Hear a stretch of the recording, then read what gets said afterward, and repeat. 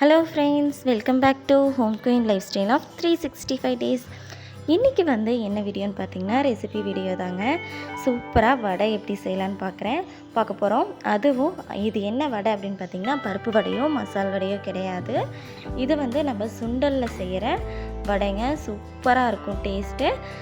இது குழந்தைங்க இந்த சுண்டலெல்லாம் சாப்பிட மாட்டேன் நட பிடிப்பாங்க இல்லைங்களா, அவங்களுக்கு இந்த வடை செஞ்சு கொடுத்திங்கன்னா சூப்பராக சாப்பிடுவாங்க.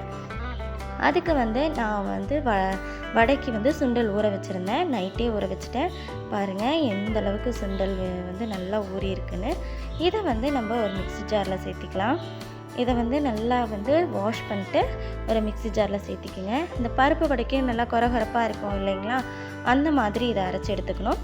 தேவையான அளவு உப்பு போட்டு நல்லா கொரகொரப்பாக அரைச்சி எடுத்துக்கோங்க. பாருங்கள் நான் இந்தளவுக்கு கொரகொரப்பாக அரைச்சி எடுத்துருக்கேன்னு. நல்லா கொரகொரப்பாக அரைச்சி எடுத்தாச்சு. இதை ஒரு பவுலில் மாற்றி வச்சுட்டு நம்ம இதுக்கு தேவையான ஆனியன் கட் பண்ணிக்கலாம். நான் ஒரு மீடியம் சைஸ் ஆனியன் கட் பண்ணியிருக்கேன். நான் 4 குழந்தைங்களுக்கு அளவாக தான் நான் சுண்டல் அரைச்சிருந்தேன். ஸோ அதனால் ஒரு மீடியம் சைஸ் ஆனியனை நல்லா பொடி பொடியாக நறுக்கி எடுத்துக்கிட்டேன்.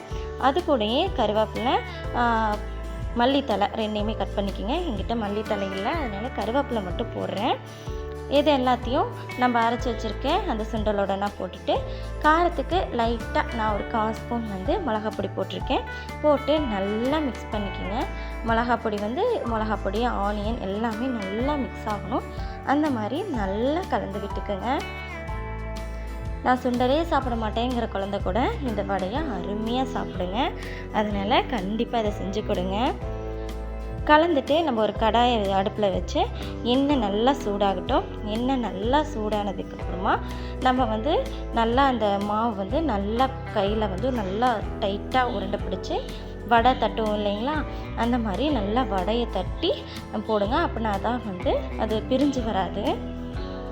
நான் கையிலையே தட்டிக்கிறேன். நீங்கள் ஒரு வாழை இலையோ இல்லை ஏதாவது பேப்பர் வச்சோ நீங்கள் தட்டினீங்க அப்படின்னா இன்னும் சூப்பராக வரும். எனக்கு பழக்கம் இருக்கிறதுனால நான் கையிலேயே தட்டிட்டேன். பாருங்கள் வடை போட்டாச்சு. இதே மாதிரி நான் இருக்கிற மாவுலலாம் வடை போட்டுட்ருக்கேன். நல்லா அது வேகட்டும். நல்லா வெந்துச்சுன்னா நல்லா கிறிஸ்பியாக இருக்கும். ஒரு பொன்னிறமாக வந்துச்சுன்னா போதுமானது. நல்லா இன்னும் கொஞ்சம் வேகட்டும் அப்படின்னு விட்டிங்கன்னா அது ஒரு மாதிரி கருகருன்னு ஆயிரும், தீஞ்சு போயிடும். ஸோ இந்த பதம் கரெக்டாக இருக்கும்.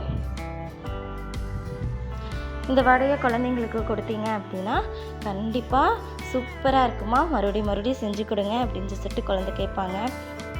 குழந்தைங்கள்லேருந்து பெரியவங்க வரைக்கும் எல்லாருமே விரும்பி சாப்பிடுவாங்க. பாருங்கள் வடை எந்த அளவுக்கு நல்லா வெந்து வந்திருக்குன்னு.